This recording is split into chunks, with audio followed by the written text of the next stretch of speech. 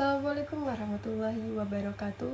Alhamdulillahirabbil alamin wa bihi nasta'in ala umuri dunya waddin. Wassalatu wassalamu ala asrafil anbiya'i wal mursalin sayyidina wa maulana Muhammadin wa ala alihi wa sahbihi ajma'in, amma ba'du. Kembali lagi dengan saya Nadia Dwi Francisca. Dalam 7 menit ke depan saya akan menyampaikan kajian Islami dengan tema saat Idul Fitri, siapa sih yang harus minta maaf duluan? Nah, karena ini masih pada bulan Syawal, maka dari itu saya di sini ingin membahas tentang Idul Fitri. Idul Fitri dimaknai sebagai bentuk refleksi diri, bentuk rasa syukur dan kegembiraan. Dalam hal ini, refleksi diri berarti setiap umat muslim dianjurkan untuk introspeksi diri dan kembali kepada fitrah Islamiyah. Artinya, umat muslim diharapkan dapat kembali suci setelah dibersihkan dengan puasa Ramadan yang telah dilakukan para umat muslim selama 1 bulan penuh, yang kemudian disempurnakan dengan mengeluarkan zakat fitrah sebagai bentuk rasa syukur dan berbagi kepada sesama, serta saling memaafkan atas kesalahan yang telah terjadi dan maupun kesalahan yang tidak kita sengaja dari diri kita sendiri. Jika dilihat dari gabungan katanya, Idul Fitri berasal dari 2 kata, yaitu Id dan Al-Fitri. Secara bahasa berasal dari kata ada, yad'u, yang artinya kembali. Nah, sedangkan kata Al-Fitri memiliki 2 makna, yaitu suci dan berbuka.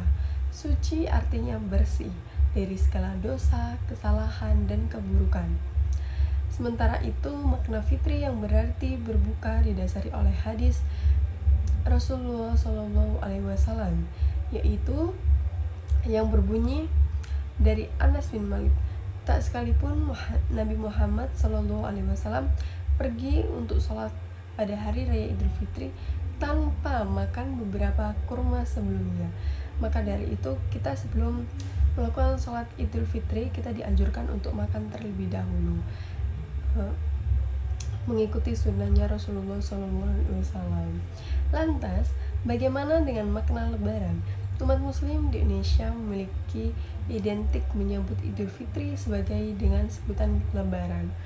Berdasarkan KBBI atau Kamus Besar Bahasa Indonesia juga mengatakan Lebaran dijelaskan sebagai hari raya umat Islam pada tanggal 1 Syawal setelah ibadah puasa selesai dijalankan selama bulan Ramadan. Manusia adalah tempatnya salah dan dosa. Karena itu, tugas manusia adalah memaafkan kesalahan orang lain. Orang yang mau memaafkan kesalahan orang lain termasuk salah satu ciri orang yang bertakwa. Karena itu, orang yang bertakwa senantiasa menjaga hubungan baik terhadap sesama manusia maupun sesama umat muslim. Nah, jadi kalau orang bertakwa itu pasti dia mendahulukan meminta maaf. Maka kalau tidak, itu takwanya udah berkurang. Karena orang takwa mesti tidak mementingkan egonya sendiri. Lebih baik dia meminta maaf duluan.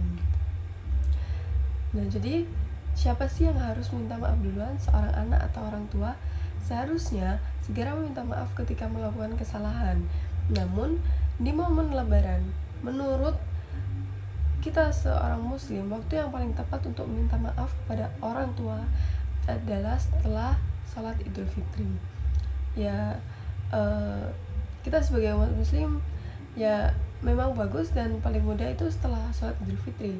Orang biasa kalau betul dilakukan dari hatinya itu menangis semuanya, karena tidak sedikit orang yang menangis mendengarkan takbir, benar bukan? Nah, maka dari itu kita sebagai Gen Z, kita harus tidak boleh mementingkan ego kita sendiri dan tak boleh gengsi untuk meminta maaf terlebih dahulu kepada orang yang tertua dari kita. Maka dari itu, kita sebagai umat muslim harus saling memaafkan, baik disengaja maupun tidak disengaja. Mungkin itu saja yang bisa saya sampaikan. Assalamualaikum warahmatullahi wabarakatuh.